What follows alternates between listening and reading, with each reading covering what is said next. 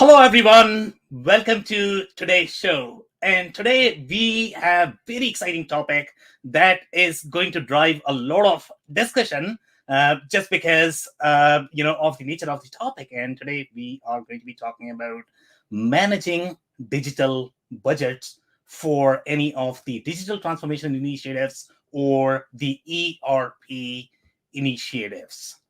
If you're joining for the first time, we meet every week and we bring one digital transformation related topic as part of this series. So join us every week at 4:30 p.m.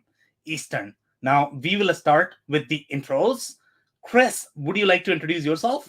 Sure. Thanks, Sam. Good afternoon, everybody. I'm Chris Gherardini. I'm the president and owner of Turnkey Technologies. Turnkey is a 27 plus year Microsoft Dynamics ERP implementation partner. So we're very versed in budgets and quotes and estimates and change control. So look forward to the conversation. Okay, Chris, and you were super pumped for this conversation because you have a fresh story that we can discuss, and I'm going to be so excited to dig into that. Thank you so much for being here. Tom, would you like to introduce yourself next, if you don't mind? Sure, don't mind at all, Sam. Glad to be here, and hi to the rest of the crew on the panel. My name's Tom Rodden. I am the CIO of Varian Medical Systems. That's a radiation therapy company treating cancer. And we have been doing a lot of transformational projects over the past few years. PLM, Project Lifecycle Management, MES, manufacturing shop floor, HR, going on to Workday, sales and service, re-engineering the whole end-to-end business processes there. So a lot of ERP and satellite systems around the ERP where we've been doing transformation for some time. Happy to talk about it with you today and the budgets related to all of that. Okay, amazing. And you have been doing this for a very long time, Tom. I assume that you are going to be open to share your formula for success. I don't know if you have figured out how to make the digital transformation project successful. Obviously, they are very tricky to manage. Formulas for success and lessons learned from failure. Right. Exactly. That is going to be so exciting. All right. So, Andy, would you like to introduce yourself next?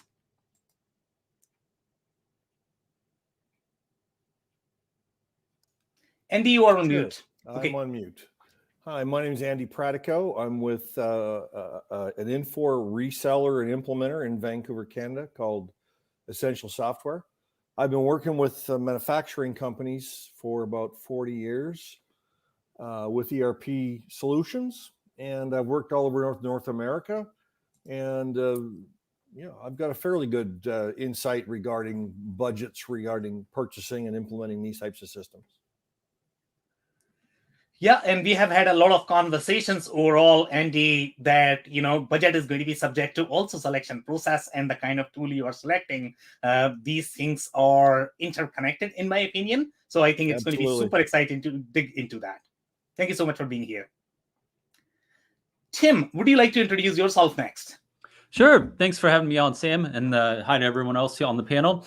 Tim Harrison. I've got close to 20 years of experience in engineering, specifically more on the automation side, as well as sales of industrial automated equipment and software. So yeah, looking to bring some, colorful commentary for you, Sam. Okay, amazing. And it's going to be super exciting to dig into your background as well, because you have seen a lot, Tim. So thank you so much for being here. Okay, Ashish, joining for the first time. Would you like to introduce yourself next? Sure, I will. Hey, guys, good afternoon. My name is Ashish Parulekar. I'm a senior director with Constellation Brand. Although I'm in transition now, I'll be announcing my new company soon. But I bring 20 plus years of consulting experience in Deloitte and IBM. So I've seen a lot of different clients go through different stages of ERP implementation. And, looks like we're going to have a good conversation today. Yeah, it's going to be super exciting to dig into your background as well, because the nature of industries that you have worked in, they have their own nuances in going over budget. So it's going to be so exciting to dig into those stories. Thank you so much for being here, Ashish. Okay, so we are going to dig right into the topic. So how I am going to start is setting the foundation. That's what we typically do in these conversations. And we are going to set the foundation in defining the difference between managing an ERP project versus managing a digital project. There are nuances. Typically, if I talk to my small to medium-sized businesses customers, they typically feel that I am buying a product from Home Depot. I should be able to, pick it from Home Depot, flip the power switch on, and then it's going to work magically. Okay. There is also notion in the market that ERP projects can be implemented within 15 days. There are vendors who are really competing for how fast they can implement.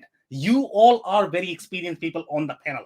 You understand the software development process, as well as even if you are buying a product that is going to have the flavor and the element of the software development that requires your testing, your user training, all of the things that you need to make sure that the team is going to be comfortable before the project goes live.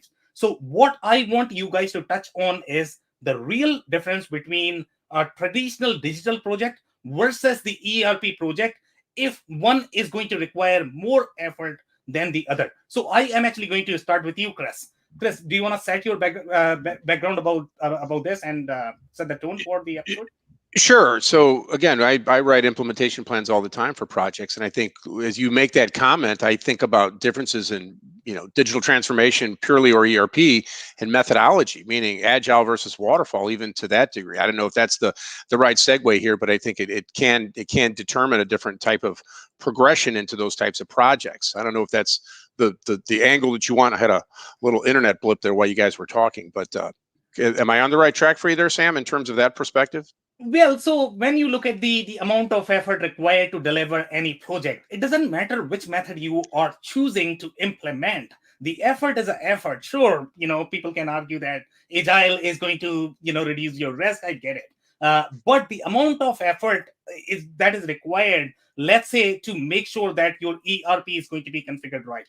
It's going to be tested. The users are going to be. I would agree. I could. So as we get back into that, right? After you complete that detailed analysis, there's a design process that organizations go through. There's a development process, and then there's an operation process. And I think if you think about the different aspects of the methodology and what happens in each of these phases, it prepares them for success. But in the end, the amount of scope that we're defining on the front of the project is going to shrink or grow these different phases of ERP implementation. But again, analysis, design, development, operation, those are the key large 4 phases that we see in our methodology. But again, a big part of those as we go through phases is conference room pilots. Then you think about what happens the first time they see the software. Scope change. So as we talk about budget, where we start, where we end up, even after analysis phase, we could see a lot of movement there because of the due diligence that starts occurring in these phases that's not normally in the pre-sales part of the project. Does that make sense?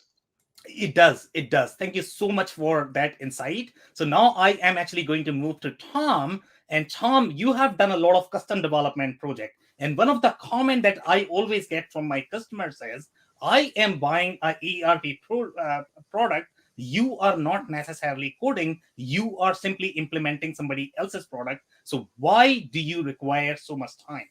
Right? So this is always a very hard argument to convince our customers. Now, let's say if I ask you, you have done both. You have done custom development. You have done ERP. Both of these projects are going to have its own nuances. I don't know which one is going to require more effort, less effort. What are your thoughts in the custom development project versus the ERP project in terms of efforts? Oh, interesting. First, I have chiefly implemented packages. The degree of custom projects has been relatively limited, but that's in large part, because I think it is easier, generally speaking, if you're doing something that is fairly complex, fairly large in scope, as Chris was talking about scope there. The idea of developing that from scratch yourself is not only daunting, but I think very dangerous. There are companies out there that have invested many, many years in understanding the integrations between the financial ledger and all the transactions and the various types of sales orders that can be processed, and questions about recognition of revenue and timing. how to process service orders, how to do maintenance orders on your manufacturing equipment, et cetera, and how all of these things connect back to each other and to the general ledger and ultimately your financials. So I tend to think that unless you have some tremendous reason why you need to do it yourself, that you think this is going to deliver some tremendous competitive advantage because you'll have it so customized and so fine-tuned to your needs, or it's a relatively small scope, simple thing that there's nothing really on the market that's either applicable or affordable. I tend to steer people away as a consultant in my time as a consultant, and certainly in my time as the CIO at Varian, steer people away from the custom code as much as possible. Once you decide that a package is probably the right way to go, if you decide that, I mean, there's still a lot of challenges in controlling scope, in controlling complexity, in controlling timeline. And there are a lot of decisions you have the power to make, but you'll need the power to enforce those decisions as well. If you choose to have a relatively narrow scope, scope creep is always a huge challenge. And having a process to escalate and resolve those scope creep issues is critical, to do it relatively quickly and with some good rationale, and you don't lose the support of all your stakeholders in the process of managing your scope. But the complexity and the timeline are things that I think are sometimes forgotten, a little bit at least, when people are talking about the challenge of managing the digital budget and managing the scope. That's critical, of course, but the complexity, how many interfaces to other systems are you going to develop? To what degree are you going to implement the package vanilla, as people sometimes say, or are you going to introduce all kinds of enhancements and custom code within the package? How many complex reports and dashboards and other types of reporting are you going to ask for at the point of go live or in the lifespan of this project or program? So those are all aspects to me of complexity that you, again, have some ability to manage and therefore manage and contain or control your digital budget. And I'd say the last thing to me that has been more important than most of my colleagues at Varian tend to think about is timeline. And Chris used the term methodology. And it's not exactly methodology what I'm referring to here, but there are ways to go live. For example, just one aspect, ways to go live. Are you going to go big bang? Are you going to do some kind of functional rollout? Are you going to do some kind of geographical rollout? And how you do that affects a lot of things. How long the whole thing takes, for one, and if you have consultants, how long they're on the job and being paid.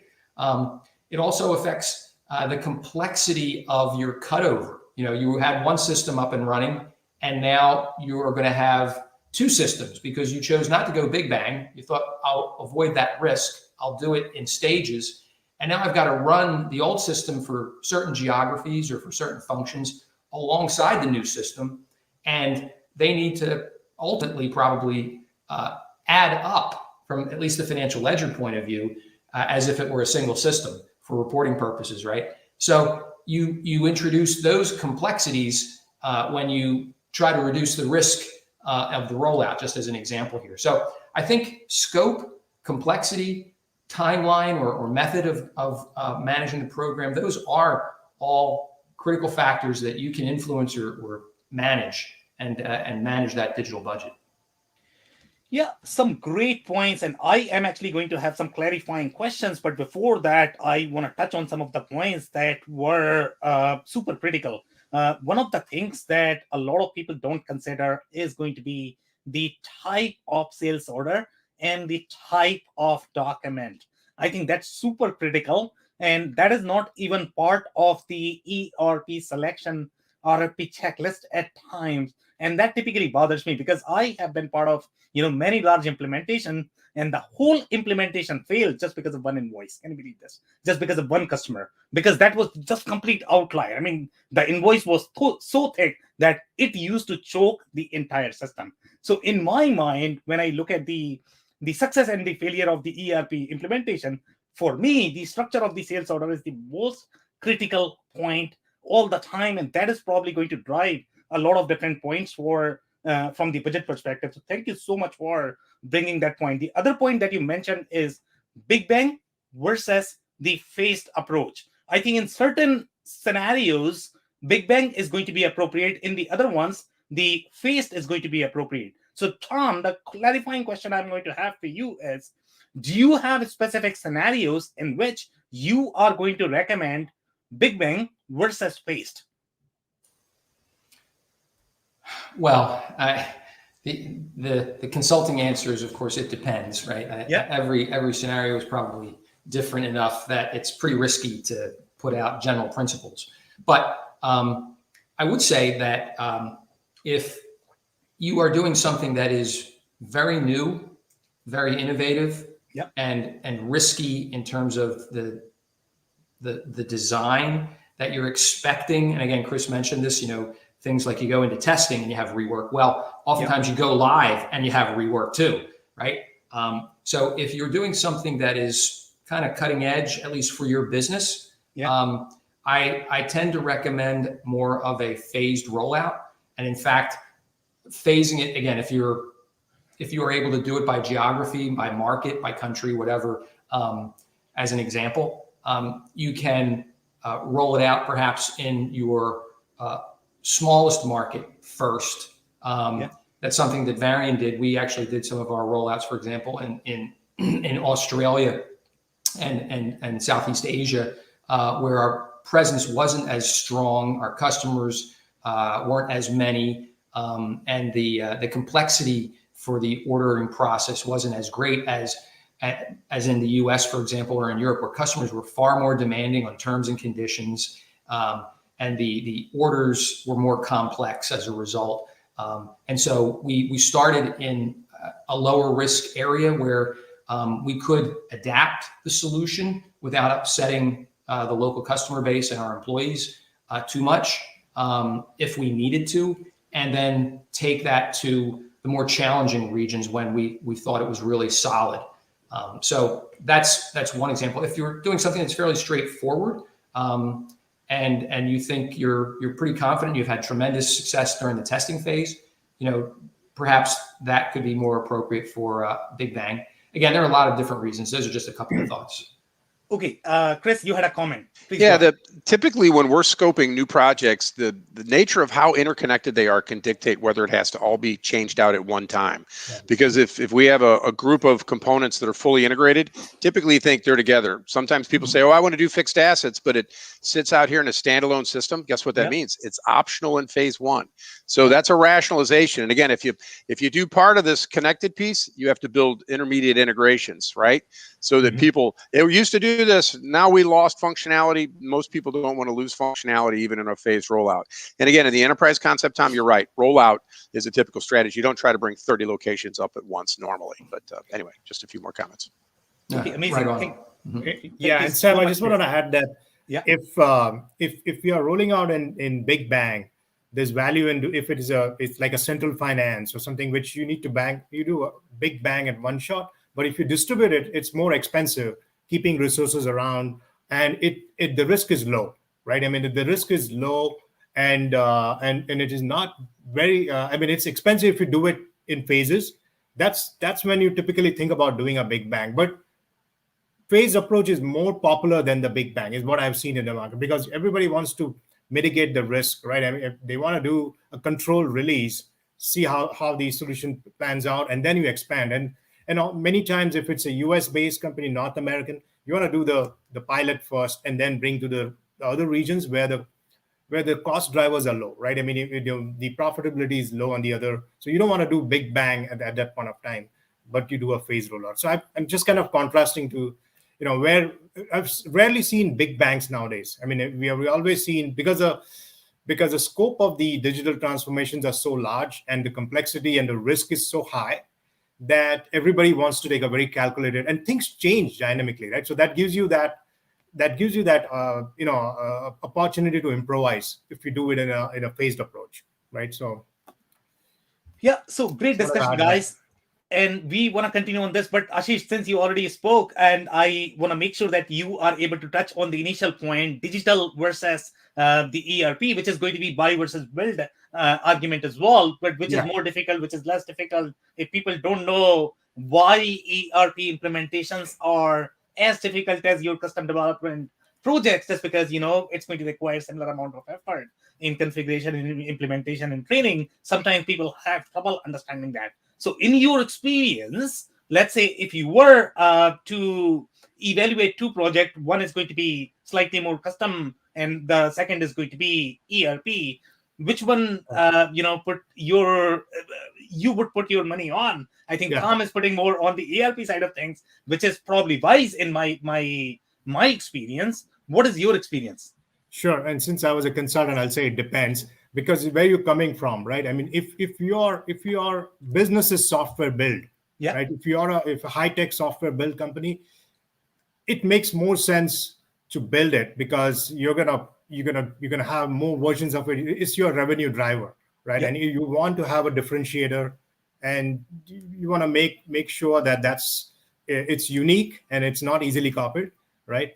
But if you're not in that business, but you are, IT is a driver, but your core business is, in industry, then unless there's a compelling reason to build it from scratch, right? I mean, why would you have that cost of ownership? That's A first, and then also it is expensive to build it versus buy, and all your processes are not core. If your core processes had to be customized, I would go with a hybrid with a COTS, right? Commercially off-the-shelf product, which meets 50 to 60% of your need. And then from there onwards, you customize it and tune it, bespoke it the way you need it, so that your business can be run, right? I mean, that could be a more logical step to do. And you're balancing it and putting the onus on the vendor also to upgrade the software, bring in more industry insights into it. And because you're not an IT shop, you're not going to own you.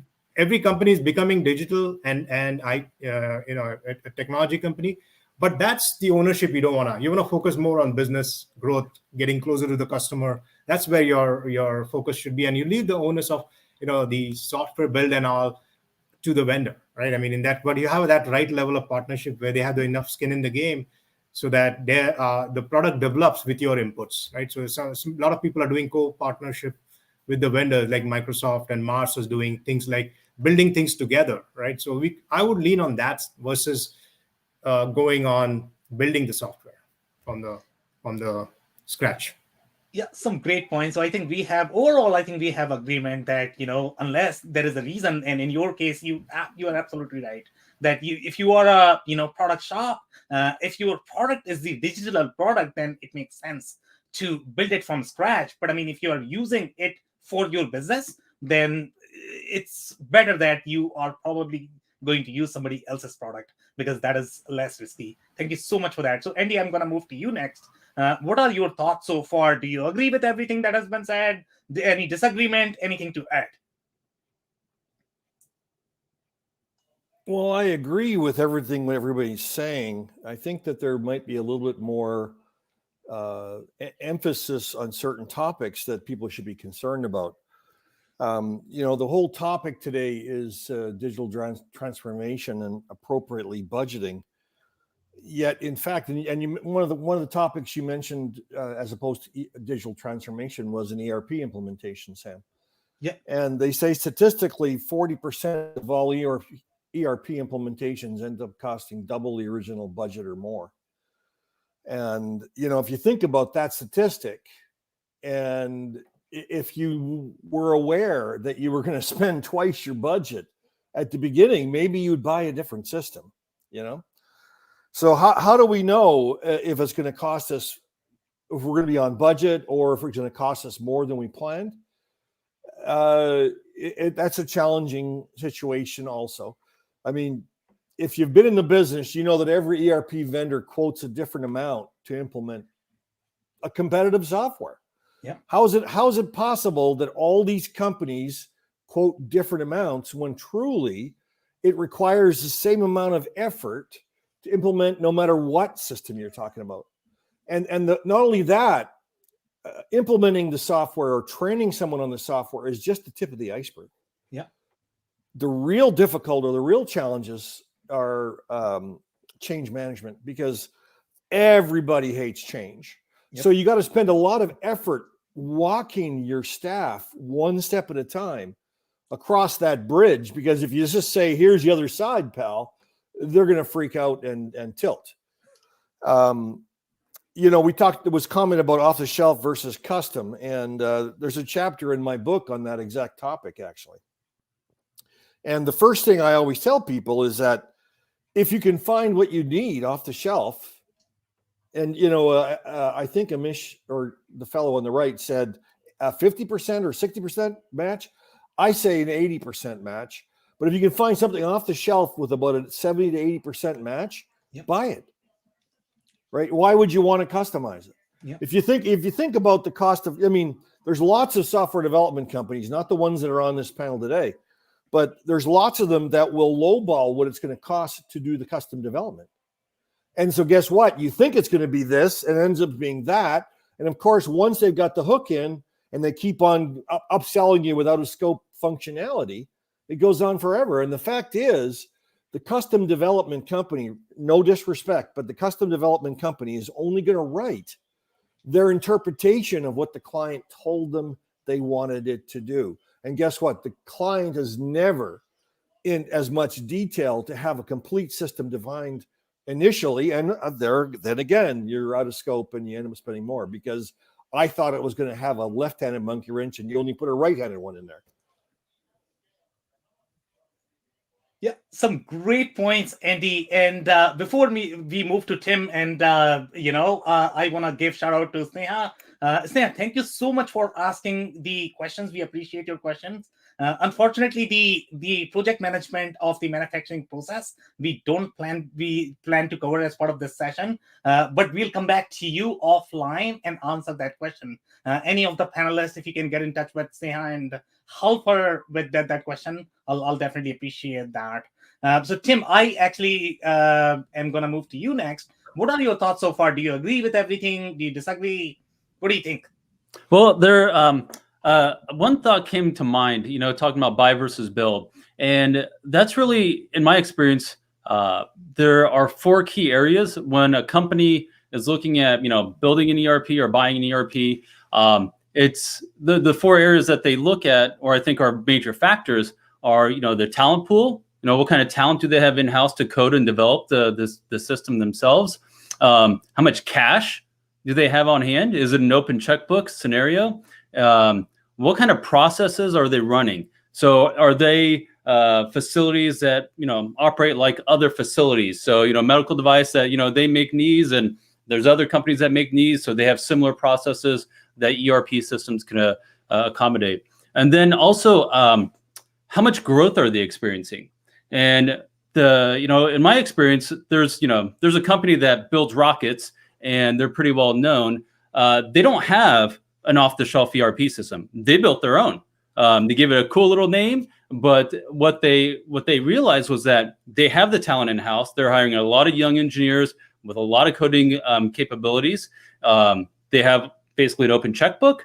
Their processes are so unique and so proprietary that to bring in an ERP system it wouldn't be worth it. And then they're also experiencing so much growth. And what I've learned from them is that they'll bring in some software, and they'll pay a fortune, to bring this software in to understand how it works, and then they'll build it out themselves. And this, in the short term, might seem like, oh wow, they're spending a lot of money on this, but really that's how they're getting the wisdom from all these other companies and other software packages, as by getting it, playing with it, and then incorporating it into their own system that they now have full control over. And so, yeah, that's, in my experience, it's, really those 4 key variables determine, whether or not somebody's going to buy something off the shelf or not. So if you don't have talent, you don't have a lot of cash, you have very similar processes, and you have almost no growth, well, you can get something right off the shelf to accommodate your needs. Okay, amazing insights there, and I agree with all the points that you mentioned, Tim. So thank you so much for that. Now I am going to move to Chris, and Chris, you know me. I am actually trying to act the business owner here, and I am always looking for formula. And your goal is going to be to play a consultant, and your answer always is going to be it depends. So now I am again looking for a formula here in terms of creating some sort of estimate. Let's say if I am working with a vendor and I am working with, let's say, 3 or 4 different vendors. One vendor says that, I can implement ERP in 15 days. The second vendor says that, I will take 4 months. Okay. The next vendor says that, I will take 6 months, because that is probably slightly more realistic. Since you are implementing this for the first time or going through the digital transformation journey for the first time, you need to figure out who is being realistic, who is providing the real estimates, so that you don't end up being in that 5x situations. So one of the approach that most business owners are going to take, I'll go with the cheapest. Okay, even if it is going to be 5x, this guy is probably quoting for 15 days. Even if it is going to be 5x, it is probably going to be lower than my 6 months guy. So in your case, let's say if I were to ask you, okay, what is the formula to create the implementation plan and to figure out the budget for an ERP implementation? How would you approach this? Sure. And I've got a pretty complex estimating model that I use. And, the 15-day one, it's okay, what's included? And I think it's all back to the devil's in the details. We talk about scope. I start by rationalizing what's the scope of the project that helps define the analysis phase. And at the end of that phase, do we find gaps, right? We don't build everything, we build gaps, but first we argue, do we need those gaps, right? Oh, I really need this. Is that a would be nice or it's a needed? But again, as you go through that scope helps rationalize the budget, but then you have certain amount of effort for all that scope to do workshops, right? To do conference room pilots. And so there's a factor, there's a matrix there, and it's scope and its entities, right? Or its location. So there are a couple dimensions there that help extend that, but that's a formula-based estimating. And I think one of the comments about time is people's natural ability to absorb the subject matter. 15 days, that's like I can empty a dump truck on your driveway, but you got a little shovel, Sam, and you're working for months, even though dumped it in 5 seconds. So the vendor can unload knowledge quickly. The assimilation within the human population just takes time. So there is a factor there. So the 15 days, like I said, can people set everything aside, 100% focus and learn in that period of time? I said, that's where the skepticism comes in. The other way you validate these different proposals, you got to talk to their customers. You got to find out, did it work? And so you've got to go do your due diligence, and again, I'm not going to say that it's not take the 15-day approach. Do you buy 5 of those versus the big bang?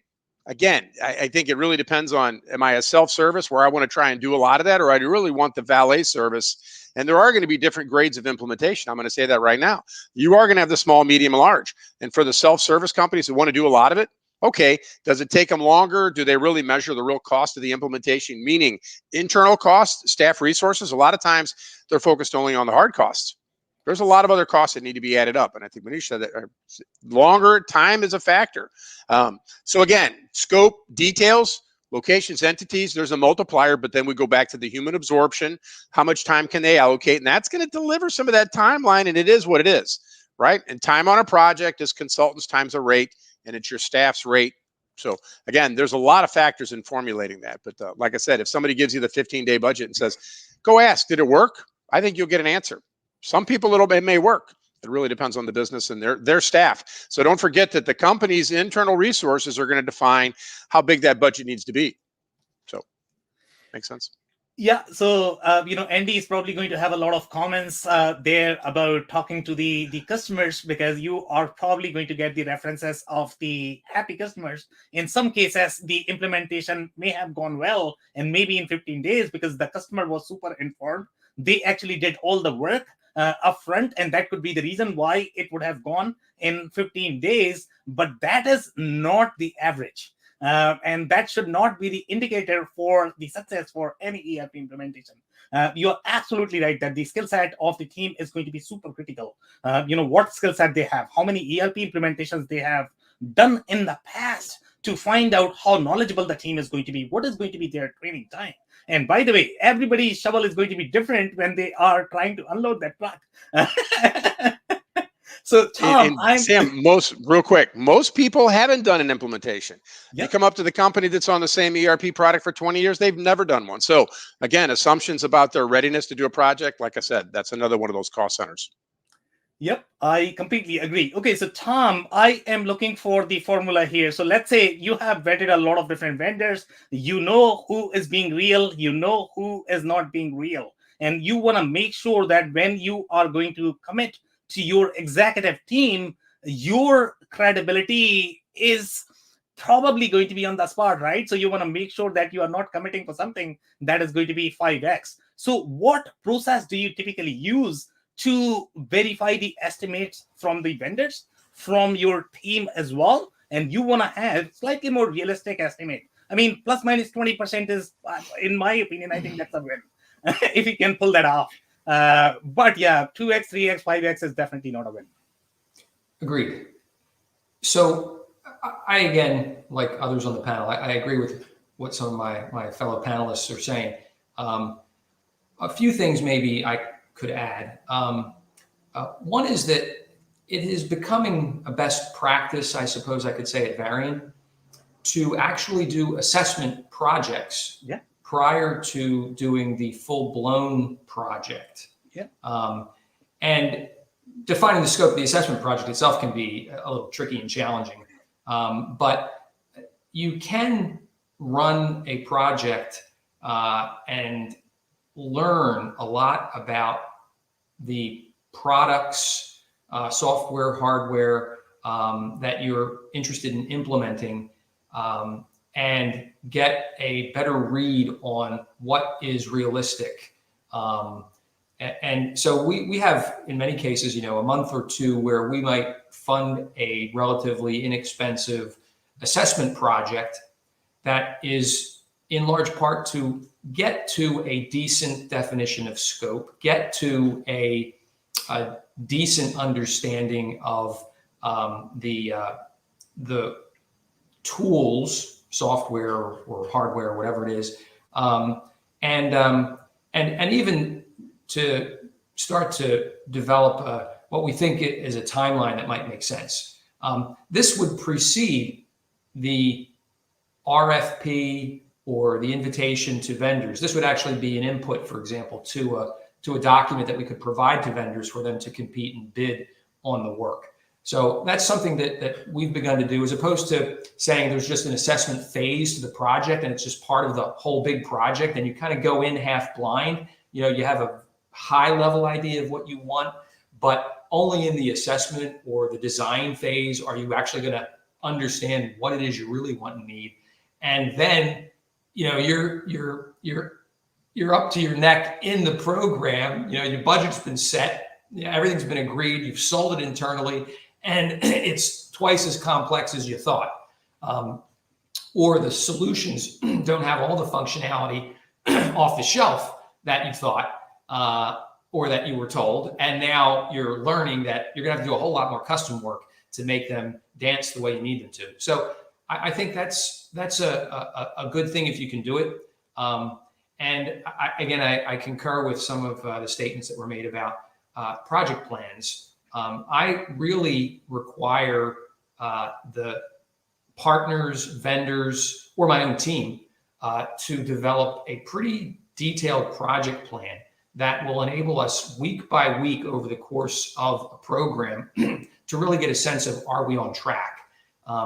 The level of granularity, there's a point of diminishing returns, of course, but if you can get it to a fairly detailed level, you can start to actually really understand week to week what's going to get done or should get done, and how realistic that is. In many cases, somebody says, well, we'll do a testing phase in 2 months. You might say, well, that sounds pretty reasonable. But then if you say, well, there's 100 different business processes that we're going to be running through, and we're going to be tackling, 10 of those a day, and then that'll take us, however long it takes, 50, we've got 100 processes. That just takes 2 weeks to run through them for the first time. And I'm going to do how many cycles, and I'm going to expect how much rework, and how big a team do I have to marshal to actually do this, and so on. And you start to say, gee, 2 months doesn't sound terribly realistic for the scope that we're talking about. But it's only when you start to drill down to a level of granularity where you're saying, what's going to happen day by day, week by week, that I can start to say that doesn't make sense. I mean, it doesn't sound feasible. And I think, whether it's workshops in the design phase, or it's how many agile cycles you think you're going to be running through to develop the product, whatever your methodology is that you're using, I think you can come up with a plan that in enough level of granularity, you can make a pretty good assessment. And of course, you should talk to your colleagues, and you should make it a competitive process. I mean, those to me are a couple of the key things. Yeah, I completely agree. And I am probably going to steal Chris's line here. And he always talks about, devils and details, right? So in this particular case, when you are exploring different software, they are changing on a daily basis. And even minor change could impact your project a lot. So in my experience, I think assessment is a great way of mitigating that risk, really understanding the capabilities so that you are not going to uncover an outlier such as that invoice that I was talking about in the beginning of the story, that the project itself is not going to work.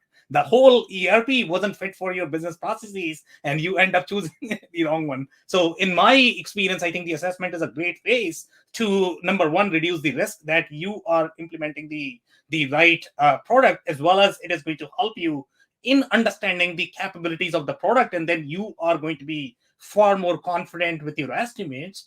You might still not have 100% success rate, but that's going to be slightly better than going blind. So thank you so much, Tom, for that.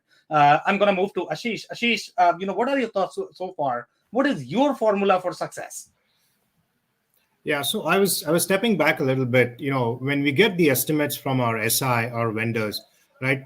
I'm thinking about what stage it is. It is if we had put an RFI or RFP and we get a response based on what they know about us, right? So I would like to know, what do they know, or how well do they know our business, right? Because everything starts up from there. If they are using a cookie cutter, okay, we know we have done similar projects in the past. We're just taking that template and kind of modifying and do. Then there will be a lot of assumptions made, right? That's why I mentioned how many hard and soft assumptions have they made in the estimate. So that means how much can I trust that estimate off the bat, right? Or how do I start breaking it down? So I would start off from there, right? And then the estimate that comes out, I think it will be the explore phase, which I think Tom, you started getting into. That's where basically where we start evaluating how much of these assumptions hold or don't hold, right? So what kind of adjustments will be done to the estimate after we come out of the explore phase, where all the user stories have been flushed out, right? I mean, and we have decided what is MVP and what is non-negotiable for the business. So that's our tenet of where we will move forward for the project plan, estimation, and all that. So that's where I will be very curious and challenge the vendors as to where how much the estimates will vary. We understand that they have a cookie cutter estimation model by resources and all. I think we are bought into that because we are selecting certain SI based on, we are okay with the cost structure, how they're going to charge us, but how much our project will cost has to be, we will have a skin in the game too. We will play a big role because we will own it for the next 18 months or whatever, next 3 years of a rollout, we'll have to own it. So our year-to-year planning will be also dependent on that. So that's why I'm saying that preparation phase before the explore is very important to establish that relationship with the vendor also, that, hey, we will hold you accountable, right? And we want to know what your scope and assumptions are, what is in scope, what is not in scope, and how much do they know about us, right? And also I'm sure most of the vendors provide a RACI chart, right, where we understand who is responsible, accountable, consultant and informed. Based on that, we will know what kind of talent we have to bring from on our end, because they will put a lot of things like, hey, I'm not going to do data conversion. This is your lookout. Quality of data will be managed by you. So all those risks, these are all budget items. They will bring your budget up, right? And so deciding whether, what stays in the project, the budget item, or does it go on the portfolio, right? Because across the enterprise and all, have to have a very clear delineation and understanding of that, and then bring the right stakeholders from other business units is what I've seen that helps a lot. And constant communication, identifying your stakeholders, keeping them in the loop. So they may be not directly involved with your ERP, but like, for example, there is an whole OIM, IM project going on in identity management, which impacts the entire organization. Yep. Right? They're doing a mobile initiative, which will impact our project. So that cross-project or cross-program dependencies have to be completely flushed out and brought up so that they can be an item we can chase. And if anything happens in that, we start adjusting our budget, and the budget doesn't take the hit. It could be at a portfolio level, right? So that constant swizzling is needed, is what what I have seen in my experience. And the more earlier you communicate, it's better, because this bad news does not get better, right, as it gets stale. So our weekly checkpoints at the program level or the project level, we bring up these items, and the right stakeholder is informed, right, and brought accountable to, right? And then action taken likewise. Sorry, I went on a rant, but that's where I was going with. No, that's actually very useful and helpful, to be honest. Okay, so I want to make sure that listeners are able to follow along your insights. So if you could provide some examples of hard versus soft assumptions when it comes to any of the digital transformation projects or ERP projects, and if you could also provide an example of the MVP versus non-negotiable requirements so that they can follow along. Yeah, because those will align with your business objectives, right? With your mission that has been set for the entire program, right? That's where we will say, these are my MVPs, these are my non-negotiables. I cannot go back. If my older system already had these functionalities, the newer system cannot take those away. I've been in situations where the new system was great, fancy, but it took away something which was already there, right? So that's the user experience is getting completely altered, right? We don't want to be in those situations. So when we look at the solution and we get into the details, like Andy was saying, we got to make sure those are checked, and that there is a milestone and a deliverable associated with it, and who owns it and when they will deliver it, right? So that, I think that's the most important phase before we get into the explore and workshop, because the workshops and all you get so much hung up in those 8 hours, 5 hours, 6 hours workshops. These details get off, right? The rail, it becomes a checkbox and all that. So before we enter that, and before we sign the contract, I think it's very important to be on the same page with our vendors and their side. So then we are speaking the same language. Okay, amazing insights. So I want to move next to Andy. Andy, what is the formula that you have seen working in keeping the budget in check, in your experience? Well, there is no formula. The thing about these budgets and plans is that that's all they are, is an estimate, an idea. No one knows how long it's going to take to implement an ERP system or a digital transformation project at your individual company, because every individual learns at a different rate. Every individual learns a different way. Some people learn by watching someone else do it. Other people learn by doing it themselves. Other people learn it by web classes. Everyone's unique, everyone's different, and no one knows how long it's going to take or what it's really going to cost to implement at your specific site. Now, you can get estimates or ideas by speaking to references. Now, Chris mentioned references. The problem is with references is that, as we all know, I mean, we've all applied for jobs before. Which ones do you put on your resume? The bad ones? I don't think so. You usually put the best ones. So guess what you're going to learn when you speak to those references? So what I do is I try to teach people how to uncover other references, how to be able to find other companies that are not on that little selected list that you were given by the vendor, and try to uncover the objective opinions. And the thing is that if you do speak to objective references, ask them how much they were bid versus how much it actually cost. And there's your formula. Okay, amazing. Thank you so much for those insights, Andy. Tim, I want to move to you. What has been your experience in terms of formula for success for any of the digital transformation projects? Yeah, so really, I think a lot of it goes into the focus of that SI, the systems integrator that's involved. One of the dirty little secrets is that not every systems integrator can provide the same level of service on all different project sizes. So, in the material handling world, you buy a warehouse, e-commerce, automated system with conveyor and so on. There are different players at the 500,000 to $1 million, $1 million to 10 million. And, when you get into the 50, 100 million range, you've got a whole other set of players. And what people don't realize is you're spending $1 million, you're not going to get the A players. Some of the SIs out there, they don't want to touch a project if it's not 10 to $20 million, and you're going to get their B or C team. So I think that's something that people have to realize is that the price of the system, where it's going to kind of ballpark come in at, is going to determine the level of competency from the team that's being put on the project.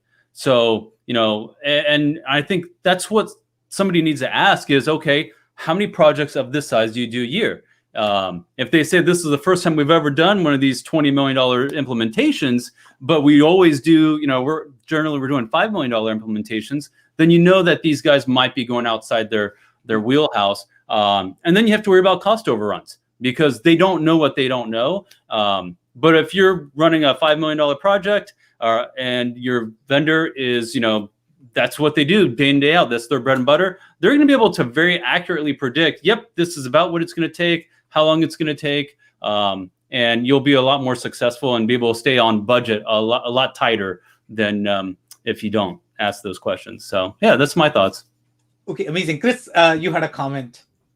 Yeah, just a couple of you guys said it. So as Tom mentioned, business processes. So part of the contract, and this is the advice to those people, is you're doing an ERP project, make sure you have the specific business processes in scope in the agreement.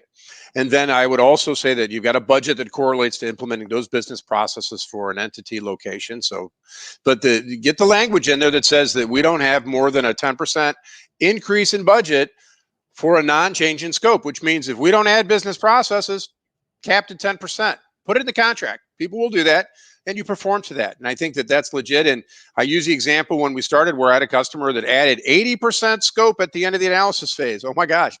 But they added new scope. Existing scope, budget didn't change. All new scope, new entity, new features. So a lot of customization. So again, the discipline on not doing customizations, that's going to help control budget. But at the end of the day, the advice is make sure contractually you have that level of detail in your contract. The scope correlates to the budget. And then you got some cost containment where we can't run off the road if the scope doesn't change, which now you're holding them accountable, right, Andy, to their estimating technique. And if they're not good at it, you burn them a little bit. But again, it's the efficiency as well.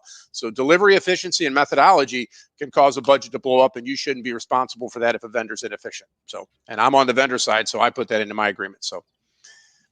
So I am actually going to have a clarifying question there for you, Chris. Okay. So as we all know, when we talk about the ERP project, the scope could be all over the place. A scope is very hard to determine overall just because, there could be so many different details that you can play along, especially if you have the information parity is how I like to define this. So for example, I am the software expert.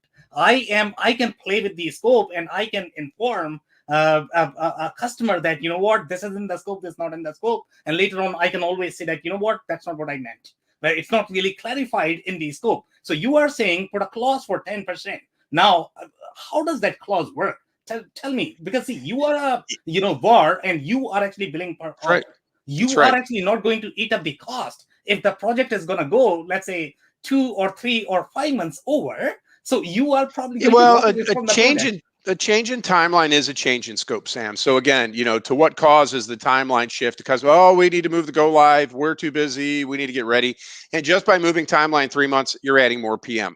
We may not add any more cost for the implementation. Then again, if they want the consultants to continue to show up every week because they're slow learners, and then we go back to the capacities of the staff, and not everybody learns as fast. But change in timeline is a change in scope. So there's a change order for a 3-month delay. That adds more cost to it. Again, hey, we need that fixed assets module in phase 1, even though it's external.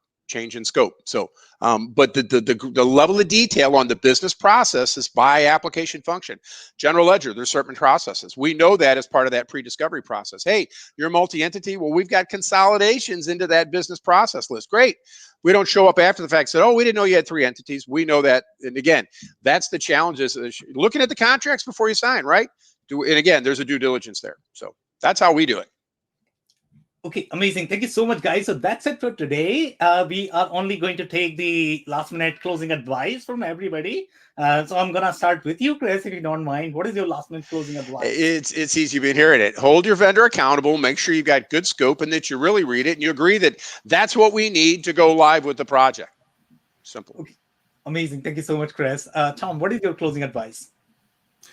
I think it's around the level of granularity in your planning and the assessment up front, if possible.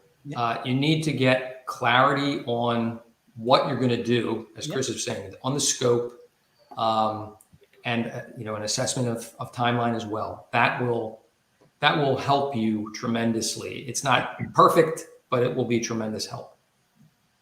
Okay, amazing. Thank you so much for that, Tom. Really appreciate it. Okay, Ashish, what is your closing advice? Now, I would say the vendors or the SIs are your partners, right? They are partners in crime. So establish that relationship and clarity right in the beginning. Trust but verify, like you said, when it comes to budgets, and lean on them, right? They bring a lot of industry knowledge. They bring outside industry experience, but then ultimately decision is made by us. So. Yeah. So that's where I would weigh in. Agree. Thank you so much, Ashish, for that. Andy, what is your closing advice? We've mentioned a lot of different topics and a lot of different things to look out for between the 5 of us today. The one mentioned is your internal costs, and it's easy enough ERP vendor or digital transformation vendor or a custom development software vendor to say it's going to cost X, and then as long as it stays within scope, it's going to be fine. But what the customer sometimes forgets about is how much effort and how much imposition it's going to be on their internal employees. And if you don't put that effort in, if you don't take ownership, if you don't, have the bandwidth available to be able to do your piece of the puzzle, that cost is going to go on forever. And you're never going to be successful. Okay, amazing. Thank you so much, Andy, for that. Tim, what is your closing advice, please? I'm going to echo Ashish's message and make sure you understand the depth of experience and capability of the vendor or the systems integrator that you bring in. Okay, amazing. Thank you so much for that, Tim. Guys, thank you so much for joining today. And if you are joining for the first time, this was our digital transformation series for which we meet every Thursday at 4:30 p.m. Eastern. So don't miss next week's show. We are going to come back with a very exciting topic. On that note, I really want to thank you for everybody for their time and insights. Thanks, guys. Thanks, everybody. Bye, everybody.